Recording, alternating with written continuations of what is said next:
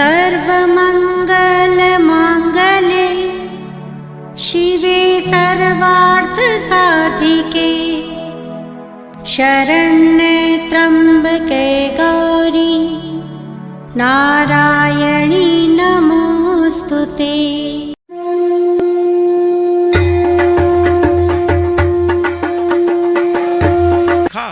कि 10वीं को 81 को कथा शुरू हुई आपके यहाँ और मेरे द्वारा और आपके आह्वान पे मैं गया था और द्वादशी तक वहाँ देखा मैं धम धम धम धम धम धम बजता चला आता था। तो ये लोग मुझसे हाथ जोड़ कहते महाराज जी बस 2 मिनट, वो भसान वाले लोग जा रहे हैं। हम के द्वादशी को भसान हो रही है महाराज, तमाशा बना के रख दिया है गाँव में लोगों ने।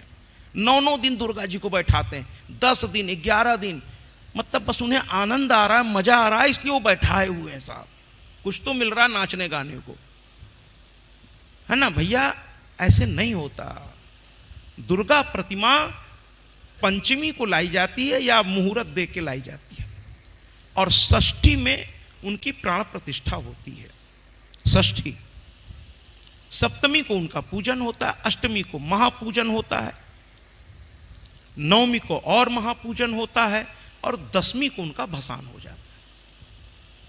ये बंगाली कल्चर तो करता ही है, वो तो बड़े सावधानी से इसको करते हैं और बंगाली कल्चर से ही दुर्गा पूजा आया है। कलकत्ता पहले वेस्ट बंगाल में था, धीरे धीरे बंगालीज इधर भी आने लगे, फिर वो लोग यहाँ समूह बना के और उनका देखा देखी बाकी लोग भी। अच्छी बात है, बहुत अच्छी बात है, लेकिन किसी चीज को करिए तो उसको तमाशा मत बनाइए, उसको नियम से लेके चलिए भैया, तभी उसका सही फल आएगा।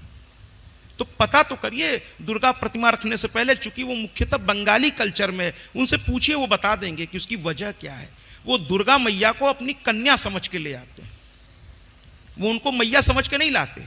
वो ये समझते हैं कि एक कन्या अपने बाल बच्चों और सखियों के साथ, गणेश जी कार्तिकेय जी उनके बच्चे हो गए और सरस्वती लक्ष्मी उनकी सखियां हो गई, तो अपने सखियों और बच्चों के साथ मायके आई हुई है। तो जैसे लड़की जब मायके आती है तो उत्सव होता है, तो वो 3 दिन उत्सव करते हैं और जब वो जाने लगती है तो जैसे बच्ची जब जाती है तो उसको मांग भर के उसकी माँ, उसकी भाभी इत्यादि, और फिर इसके बाद थोड़ा गले लगती हैं और रोने लगते हैं बंगालीज कि आज बिटिया विदाई हो रही है, फिर अगले साल आएगी। इसलिए जब वो गंगा जल में उनको डालते हैं, पहले प्राण प्रतिष्ठा जो हुई रहती है उसका विसर्जन वहीं पर होता है पूजा के दौरान। माँ जिस लोक से आई थी वापस उस लोक में जाइए। भसान दुर्गा जी का नहीं हो जाता, दुर्गा जी को उसमें से जो प्रतिष्ठित की जाती है, प्राण प्रतिष्ठित, फिर उन्हें वापस भेज दिया जाता है। फिर वो बच जाती है केवल उनकी आकृति जो मृणमयी है, उसका भसान होता है, न कि दुर्गा प्रतिमा का। प्रतिमा रहती है दुर्गा जी की, लेकिन उसमें से दुर्गा जी को वापस लोक भेजकर और फिर उसको नाचते गाते ले जाकर भसान कर देते हैं। अगर इसको सरल भाषा में और समझाना हो, जबकि ये तुलना ठीक नहीं है, लेकिन मैं सरल भाषा में समझाने के लिए कि जब मृत्यु हो गई तो शरीर बचा, आत्मा निकल गई। अब उस शरीर को जलाते हैं, अपने अपने धर्म के अनुसार, कोई दफन करता है, कोई कुछ करता है। ये है यहां पर सही बात। तो इतने ही दिन का प्राविधान है, लेकिन गांव में तो कुछ जगह पे तमाशा बना रहे हैं महाराज।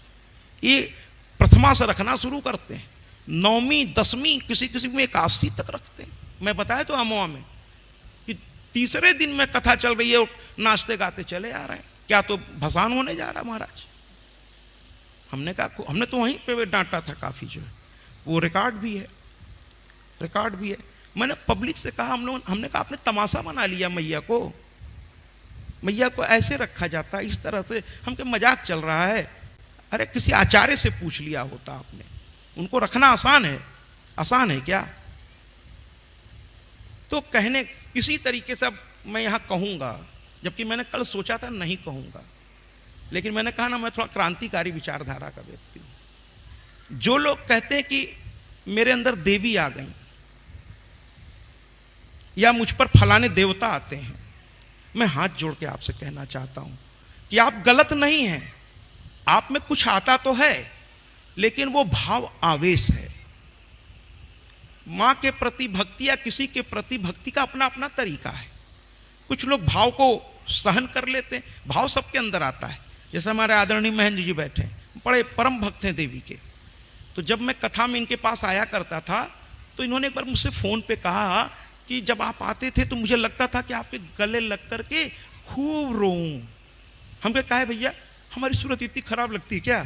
तो कहे नहीं नहीं वो बात नहीं है, बस आप में मुझे मैया नजर आने लगती थी, तो मैं बड़ा भावावेश, लेकिन मैं उस भाव को संभाल लेता था कि भाई समाज है, क्या कहेगा, लोग क्या सोचेंगे। हमने कहा बहुत सुंदर, हमेशा ध्यान रखिए हम समाज में रहते हैं, बहुत अच्छी बात है।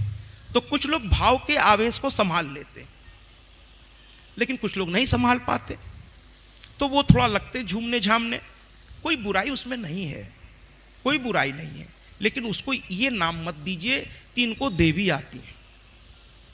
अरे भैया देवता में इतनी प्रचंड शक्ति होती है जिसको इन आंखों से हम देख भी नहीं सकते। कृष्ण ने अपना रूप दिखाने के लिए अर्जुन को पहले दिव्य दृष्टि दी और तब दिखाया, ऐसे नहीं दिखा दिया। मां दुर्गा भी यहां प्रकट होंगी, हिमालय के कहने पर कथा आएगी और वो अपना रूप दिखाएंगी। देवताओं तक को उन्होंने पहले सावधान किया, फिर थोड़ा सा उन्होंने उन्हें शक्ति दी कि मुझे मेरे उस रूप को सहन कर सको, और तब दिखाया महाराज दूर से, न कि उनके शरीर में। अरे महाराज अगर वास्तव में जिस दिन ना देवी देवता का एक अंश के कितना कहूं, न जाने छोटे से छोटे अंश के अगर एक अंशांश भी आपके अंदर आ गया तो आपके शरीर का पोर पोर फट जाएगा महाराज, बर्दाश्त नहीं कर पाएंगे आप। कभी मत कहिए कि आप पर देवी आती हैं, इतनी आसान समझाया आपने देवी को। तुरंत इस बात को यहीं पर रोकिए, कभी इसको तमाशा मत बनाइए। हां उनका भाव आया है, भाव को नमस्कार है, लेकिन देवी नहीं आई हैं। देवी किसी के शरीर में आ भी नहीं सकती। मैं यही सब कहने निकला हूं, वरना डायरेक्टर पद पर अच्छा खासा एसी कमरे में मैं बैठ सकता था। मैंने वहां से त्याग पत्र देकर मैं निकल पड़ा हूं गली गली गांव गांव, यही सब कुरीतियों का विरोध करने, इस कथा के माध्यम से कि बंद कीजिए ये सब, मां के नाम पे जो चल रहा है ये सब। और हम और आप लगते हैं आरती उतारने, अगरबत्ती चलाने, कुछ लोग तो उनके सामने नारियल भी फोड़ने लगते हैं महाराज, और सर झुका के कह भी देते हैं कि 14 सोमवार हो गया, अभी तक हमारी सुनवाई नहीं हुई, मैया आशीर्वाद दे दो, हो जाओ। वो पीठ भी ठोंक देंगे। हो जाएगा तो बता दीजिएगा मुझको। मां है ही नहीं है, वो एक भाव है, उसको प्रणाम है मेरा, वो भाव है, भक्त है वो भी, उसका ही भाव इस रूप में है, लेकिन देवी नहीं है, वो देवी नहीं है। और इसमें जानते हैं जब ऐसा कोई भाव में आए तो उनको शांति से बैठा दीजिए, चारों तरफ से पंखा उंखा लगा दीजिए और मां को याद करिए, थोड़ा इनको शांति दे दीजिए, थोड़ी देर में शांत हो जाएंगी वो। और जितना आप उनके अगल बगल करेंगे वो और करेंगी, और झटके में मान लीजिए कहीं गिर पड़ गई, कहीं उनको चोट लग गई, तो लेने के देने पड़ जाएंगे महाराज, लेने के देने पड़ जाएंगे। शरीर है, उतना झटका बर्दाश्त नहीं कर पाएगा शरीर, इसलिए इस चीज को बढ़ावा नहीं दीजिए, उनको आराम करने दीजिए और उनसे यहां से हट जाइए, थोड़ी देर में वो शांत हो जाएंगे वो। लेकिन जितना आप घेर के जितना उसको बढ़ावा देंगे वो उतना ही झूमेंगे और उनको नुकसान होगा उससे। बाद में जब वो होश में आएंगे अपने तो उनके शरीर का पोर पोर दर्द करेगा महाराज, बड़ी तकलीफ होगी उनको। तो इसका ध्यान रखिए थोड़ा सा। कोई भी इस चीज को करे चुपचाप शांत होकर किनारे छोड़िए, थोड़ी देर में वो शांत हो जाएंगे। लेकिन आप उनको घेरेंगे, तमाशा बनाएंगे तो वो और तेजी से आगे बढ़ेगी चीज। इस चीज को समझिए। तो कहने का तात्पर्य यह है कि वापस कथा की ओर चलते हैं। मां ने अट्टहास तो नहीं किया, मां हंसी और हल्की सी आवाज में हंसी। वो हंसी ब्रह्मा विष्णु महेश को देखकर, लेकिन उसकी हंसी भी हंसी है महाराज, शक्ति की पुंज है। वो गूंजी, इतनी तेज गूंजी ब्रह्मांड में, मां की हंसी भी हल्की सी हंसी। सोचिए अगर उन्होंने ठहाके लगा दी हो तो तब क्या होता। अट्टहास तो खैर मां कर ही नहीं सकती, मां अट्टहास क्यों करेगी, वो तो दुष्टों का काम है, ये तो मेरी मैया है। तो वो हंसी तो ब्रह्मांड गूंज गया। अब संत तो खड़े होकर शंख बजाने लगे, भाव आ गया, अरे तो ये मेरी मैया है, अरे ये तो मेरी मैया है। संत शंख बजाने लगे, ऋषि जो है मंत्र पढ़ने लगे, देवता हाथ जोड़ बैठे, ब्रह्मा विष्णु महेश भी हाथ जोड़ लिए। लेकिन महिषासुर दुष्ट के लिए तो वो भयानक लगा, और अहंकारी था, उसने तुरंत कहा, अरे कौन है ये? इसके हंसने से मेरा सिंहासन हिल गया। कौन है ये दुष्टा? कौन है? किसी की हिम्मत नहीं है इतना। देवता मेरे आगे थर-थर कांपते हैं, दानव तो बोलते ही नहीं, वो मेरे गुलाम हैं। मनुष्यों की हिम्मत नहीं है, यक्ष गंधर्व किन्नर मुझे दिखते भी नहीं है। भैया गाड़ी पे बैठ के कथा नहीं सुनिए, गाड़ी आगे पीछे रख के पंडाल में आइए। आइए, स्वागत है आपका। तो कहने का तात्पर्य है कि कौन है ये, कौन है ये? ऐसा सोचने लगा महिषासुर, और उसने अपने दूत से कहा, जरा जाओ पता तो करो किसकी मौत आई है महाराज। घमंडी हमेशा घमंड में ही बात करेगा कि किसकी मौत आई है, पता तो करो। तो दूत गया तो देखा एक दिव्यांगना, बड़ी सुंदर, बड़ा आकर्षक रूप, और वो हौले हौले मुस्कुरा रही, और देवता चारों तरफ से हाथ जोड़े खड़े हैं महाराज, यहां तक कि ब्रह्मा विष्णु महेश भी। तो ये चला गया मां के पास, कहा, अरे सुंदरी, और सुंदरी कहते कहते रुक गया। पूरा अक्षर शब्द नहीं, कभी कभी आप कुछ बोलते बोलते रुक जाते हैं, अच्छा छोड़ो हटाओ, नहीं बोलते आप। उसी तरह से पूरा शब्द नहीं उच्चारण किया, उसके मुंह से निकल गया। क्या तालियां बजाने की जरूरत, सुनने के बाद बजाइएगा, कि देखिए दुष्ट भी मां के सामने आकर के सीधा हो जाता है, सही हो जाता है। इसने देखा राक्षसी वृत्ति, स्त्री को एक ही रूप में ये जानते हैं, भोग्या रूप में, मातृ रूप तो ये जानते ही नहीं, तो भोग्या रूप में ये जानते हैं स्त्री को, और इसलिए इन्होंने उसी रूप में देखने की इनको आदत है। लेकिन कहते ना, जाकी रही भावना जैसी, हरिमूरत देखी तिन तैसी। लेकिन यहां पर उसके मुंह से निकल पड़ा, क्या निकला? अरे मां, आप तो आदर के योग्य हैं, मैं आपको प्रणाम करता हूं।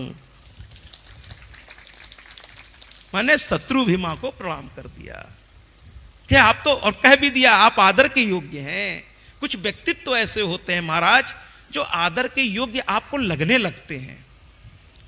वो कुछ कहते नहीं आपसे, आप उनका आदर करने लगते हैं, उनके व्यक्तित्व में कुछ ऐसी बात होती है। तो कहने का तात्पर्य यह है कि मां को प्रणाम कर दिया उसने, और प्रणाम करने के बाद कहा, मैं, ऐसे बोलता है, कहता मैं, मेरी कोई गलती नहीं है। वो डर भी रहा है, कह रहा मेरी कोई गलती नहीं है। मैया ने कहा, अभी तो मैंने कुछ कहा ही नहीं तुमसे। कह नहीं नहीं, वो हमारे राजा जो है ना पागल हैं, महिषासुर नाम है उनका। कहने लगे, जाओ देख के आओ कौन हंसा। अब बताइए, ये भी, अब देखिए वहां क्या कह रहा है, ये भी कोई देख कहने की बात है? अरे हंस दिया तो हंस दिया, क्या फर्क पड़ता है, लेकिन भेज दिया मुझको, अब मैं क्या करूं, नहीं आता तो मार डालते मुझको। मैया ने कहा, काहे सफाई दे रहे हो, मैंने तुमसे मांगा सफाई? नहीं मांगा। अरे आ गए, अच्छा किए, मुलाकात तो हो गई तुमसे हमारी। तो कहने लगे, नहीं नहीं मैया, गलत मत समझिएगा, मेरे राजा थोड़े मूर्ख किस्म के हैं, महिष है ना, आप तो जानती है महिष माने कैसे होते हैं, जानवर ही हैं, पशु तो पशु ही होता है। माँ ने कहा, मैं उसको भी जानती हूँ, और उस जाने न जाने कितने महिषासुरों को मैं जान चुकी हूँ, और कितनों को मार चुकी हूँ। तो कहे, जाओ अपने महाराज से कह दो कि तुमने देख लिया कि किसने हंसा था, किसका इतना दुस्साहस। माँ ने खुद कह दिया कि जाओ कह दो महाराज से। अब वो दौड़ता हुआ गया, महाराज महाराज महाराज महाराज महाराज महाराज, हाँ हाँ बताओ बताओ। अब देखिए बात को थोड़ा घुमा रहा है, ये नहीं कह रहा कि उन्होंने ऐसा कहा। कहता है, अरे महाराज पूछिए नहीं। कहा, नहीं नहीं पूछना तो पड़ेगा, भेजे इसीलिए तो कि पूछेंगे तुमसे, बताओ। तो कहते हैं, महाराज बड़ी सुंदर है।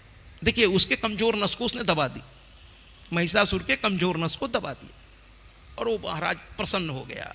अच्छा बड़ी सुंदर है, अरे महाराज ब्रह्मांड में ऐसा कोई नहीं है, आप उसको स्वीकार कर लीजिए, बस बात बन जाएगी। कहाँ आप जैसा सुंदर, अब देखिए चापलूसी की भी एक सीमा होती है, आप जैसा सुंदर उस जैसी कन्या दोनों मिल जाएंगे तो क्या रचना होगी महाराज। कुछ लोग कभी कभी पुदीने के झाड़ पे चढ़ा देते हैं। अब ये प्रश्न उठता है कि फिर वहां से उतरेंगे कैसे, तो चढ़ा दिया इसने। अब महिषासुर का हो गया सर्वनाश, उसी समय दिमाग में बैठ गया, ये तो मेरी पत्नी बनने के लायक है। अरे भैया ब्रह्मांड की जो माँ है वो पत्नी बनाओगे उसको, चलो बना लो देखते। तो कुल मिलाकर के इसने कहा, अपने दूत को बुलाया और कहने लगा महिषासुर कि एक काम करो, जरा उस सुंदरी के पास जाओ। ये जो गया था ये तो महामूर्ख है, इसने अपनी बात को उतनी ढंग से नहीं रखा होगा, तुम अब जाओ। और सबसे पहले इसने ताम्र को भेजा। ताम्र इसका कोषाध्यक्ष था, इसके पास 60,000 सैनिक थे, 60,000, और सब एक से बढ़कर एक। ताम्र खुद बहुत बड़ा बहादुर था, इसलिए इसको चुन के भेजा, और ये बोलने में भी बड़ा समझदार था। तो कहा तुम जाओ और मामला पूरी तरह से पटा के आना, साम दाम दंड भेद चारों का उपयोग कर लेना, बस उस सुंदरी को लाकर मेरी पत्नी बना दो, तुम्हें माला माल कर दूंगा। ताम्र ने कहा इससे अच्छा मौका कभी फिर पता नहीं मिले ना मिले, एक स्त्री को ही तो पकड़ के लाना है महाराज के सामने, और यही तो हम लोग रात दिन किए, राक्षसी वृत्ति यही तो है, अपहरण कर लेना। ठीक है, देखिए जो लोग स्त्री को सिर्फ इस रूप में देखते हैं, मुझे उनकी सोच पर हंसी आती है। अरे स्त्री तो माँ है, स्त्री तो जननी है, और स्त्री तो भगनी है, और स्त्री का एक स्वरूप बहन का भी है। और मैं आपको बता दूं, मुझे इस गया की धरती ने बैठे बैठाए एक छोटी बहन दे दिया है। बैठी है कि नहीं है? अच्छा, जय माता की।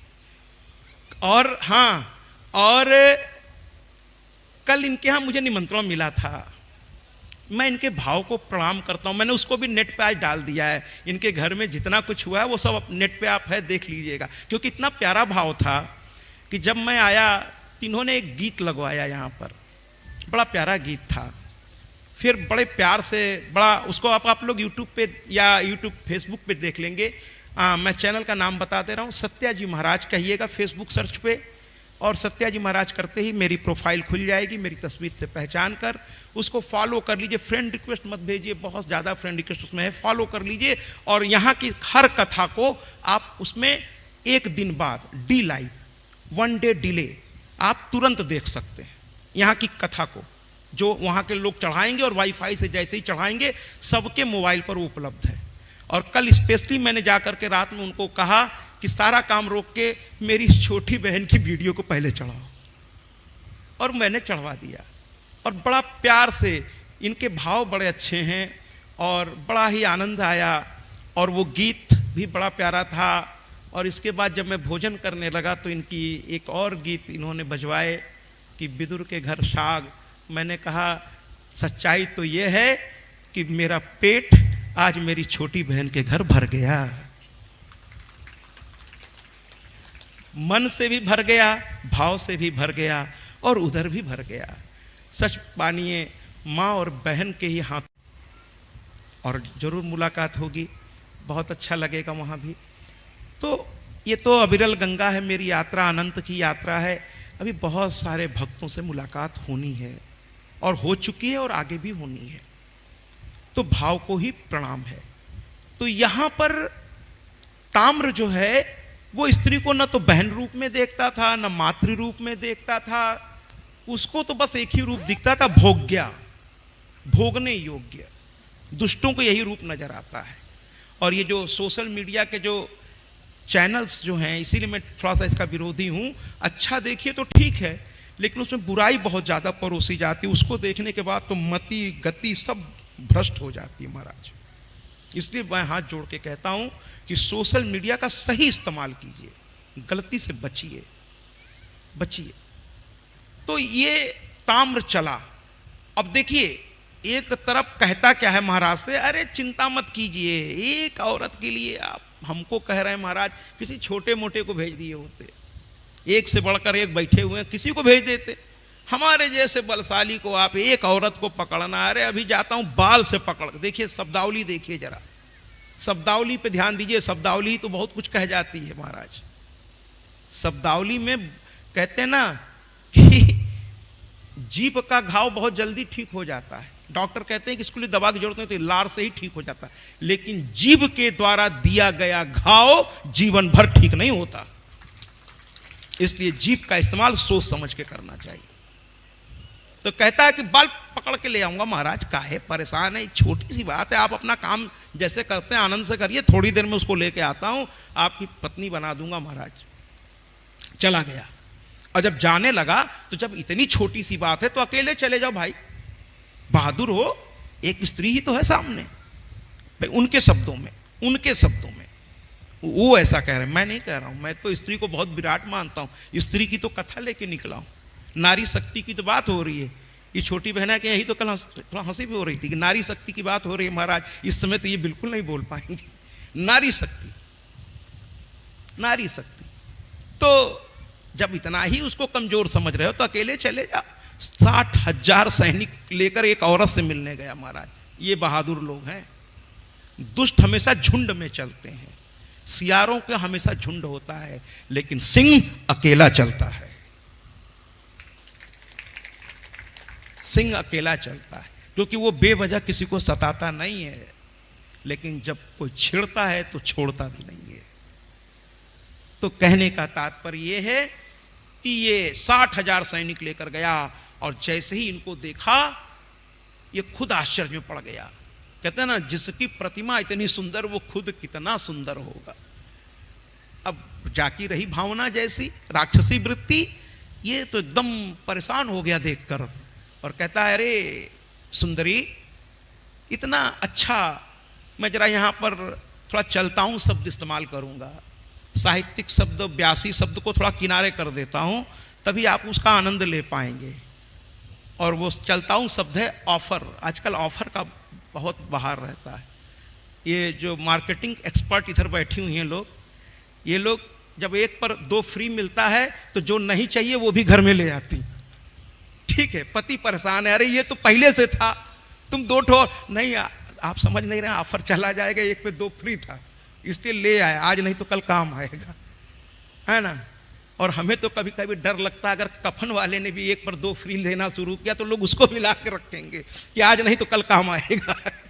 भैया इन ऑफरों के चक्कर में मत पड़िए। ये ऑफर दिखने में आपको ऑफर लगते हैं, लेकिन उसका दाम उसमें जुड़ा होता है। कोई फ्री में कुछ नहीं देता। फ्री में दुकानदार अगर देने लगेगा तो उसका व्यापार बैठ जाएगा। घर से पूंजी लगा के, अगर केवल अपने शरीर से कुछ करना है तो आदमी फ्री में कर सकता है, लेकिन कुछ खरीद के लावे और आपको फ्री में दे दे, फिर कुछ खरीद के लावे, फिर फ्री, कब तक खरीद के लाएगा? कितना कुबेर का खजाना है उसके पास? जरा अकल लगाइए।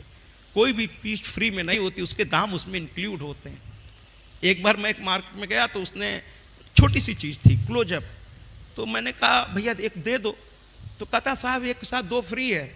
हमने कहा उस 2 फ्री को हटा के अब दाम बताओ। तो देखा, फिर मुस्कुराया, कहा अरे इतना मत, इतना ही दीजिए। हम कहे बस वही तो मैं कह रहा था, उतना ही लो, उतना दो, ये बाकी का 2 अपने पास रखो। वो 2 का दाम जुड़ा हुआ था। जैसे मैंने कहा ऑफर नहीं चाहिए तो उस 2 का दाम उसने घटा दिया उसमें से और कहा बस इतना ही दीजिए। तो ऐसा होता है। तो ये गया और जा करके कहता क्या है, अरे सुंदरी तुम्हारे लिए ऑफर है, और ऐसा ऑफर कि कोई तुमको आज तक दिया नहीं होगा। अरे समझ लो विश्व का ही नहीं पूरे ब्रह्मांड का जो स्वामी है। मां मुस्कुरा रही है।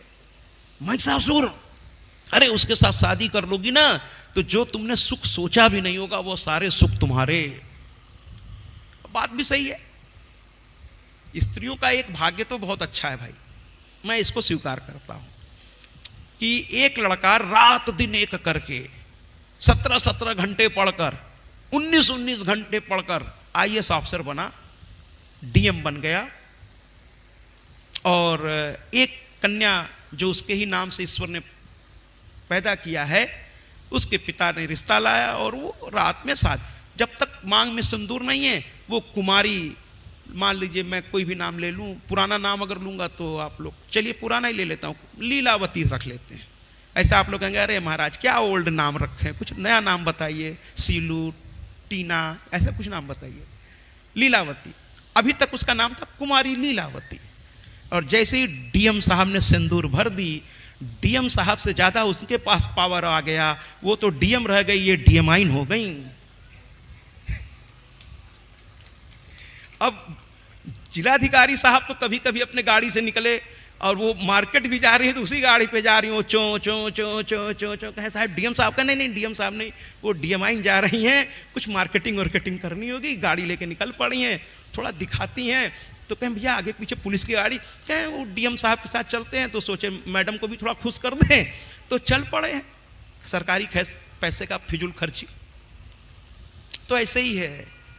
तो कहने का तात्पर्य है कि कभी कभी इनके नसीब में इस तरह भी अच्छा भी हो जाता है। तो यहां पर ये कहती है, अरे कहता है कि तुम महिषासुर की पत्नी बन जाओगी, लोग झुक झुक के तुम्हें सलाम करें, इतना बड़ा सौभाग्य तुम्हारा होगा। तुम्हारे आंख उठाते ही हजारों की चीज तुम्हारे सामने। भाई पैसे वाले घर में अगर आदमी जाए तो उसे सुख सुविधाएं तो मिलती हैं, इसमें कोई दो राय नहीं है। तो तुम्हारे एक इशारे पे सब हो जाया करेगा। तो माँ ने कहा सुनो सुनो सुनो सुनो, थोड़ा रुको रुको, थोड़ा मेरी भी तो सुनो। हैं? तो कहें अच्छा सुनाइए। कहें देखो मैं थोड़ा उस तरह की स्त्री नहीं हूं, मुझे शादी वादी की इच्छा नहीं है। कहें अच्छा आपको शादी की इच्छा नहीं है? कि ना ना ना ना, मैं उस तरह की स्त्री हूं ही नहीं, मैं शादी वादी नहीं करती। भाई मेरा सवारी नहीं देख रहे हो, सिंह है। हैं?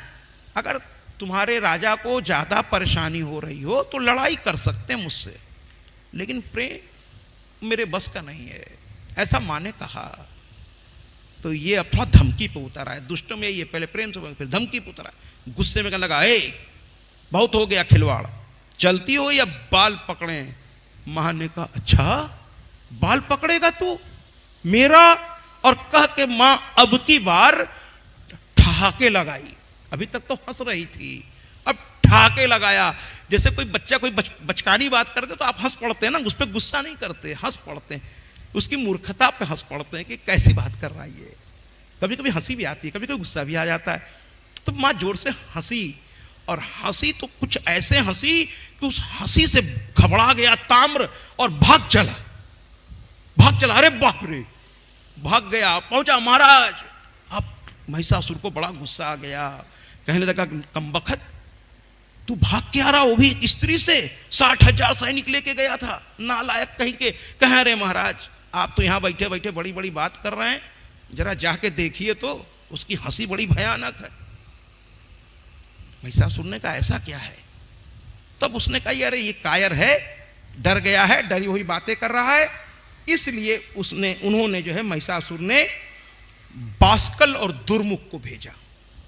ये उसके सेनापति थे और एक से बढ़कर एक, और इनके पास कई कई औक्षणी सेना थी, 1000 नहीं थी, औक्षणी। और उसमें कई तरह की सेनाएं होती हैं, चारों माने उस समय होते थे, घुड़सवार होते थे, पैदल होते थे, हाथी पर होते थे, रथ पर होते थे। जैसे आजकल होता है ना जल थल और वायु सेना, जल सेना, थल सेना और वायु सेना, यानी आकाश पे चलने वाले, जमीन पर चलने वाले और पानी में चल करके लड़ने वाले दुश्मनों से। उस जमाने में भी ऐसे ही था, लेकिन उस जमाने में रथ पे था, घोड़े पे था, हाथी पे था, इस तरह से बहुत सारे। तो सबको लेकर ये चल पड़ा, और 2-2 वीर अब की बार गए। एक तरफ कह रहे हैं अबला है और दूसरी तरफ लड़ने के लिए 2-2 वीर गए, और जा करके फिर वही बात शुरू की। मां ने उनको फिर समझाया, लेकिन दोनों नहीं माने। अंत में भयंकर युद्ध हुआ, और मां ने सावधान करते हुए कहा जरा सावधान हो जाइए, अब राक्षसों की एक के बाद एक मृत्यु होने जा रही है। बहुत दिनों से जो दुनिया को सताते हैं, एक दिन भगवान आता है उनका संहार करने के लिए। और मां ने एक साथ खड्ग उठाया और कहा अभी भी मौका है, लौट जाओ। भगवान मौके पे मौका देता है इंसान को, लेकिन इंसान उस मौके को गंवा बैठता है। भगवान कई तरह से मौके देते हैं, हर बड़ा व्यक्ति सामने वाले को मौका देता है, लेकिन जब हर मौके पर सामने वाला फेल हो जाए तो फिर क्या किया जाए महाराज। तो इन्होंने फिर तलवार उठाई और एक ही झटके में तलवार को बस हल्का सा, अरे मां शक्ति पुंज है, हल्का सा ऐसा किया और दोनों बास्कल और दुर्मुख के सर धड़ से अलग हो गए, दोनों मर गए। तालियों से स्वागत कीजिए, 2 बड़े विशाल राक्षस एक झटके में मारे गए। महिषासुर के पास बात पहुंची, वो एकदम से गुस्से में आ गया और उसने उसके बाद पुनः चिक्षुर को भेजा। ये सबसे बलशाली था, एक के बाद अब बलशाली भेज रहा है कि ये औरत लगता है बहुत ताकतवर है, तो और ताकतवर को भेजा। और अब की बार ताम्र से कहा, ताम्र ताकतवर था, वो डर गया। अब कहीं कहा गया अगर अब की डर के तुम भागे ना तो मैं तुम्हें वो मौत दूंगा जिसकी तुमने कल्पना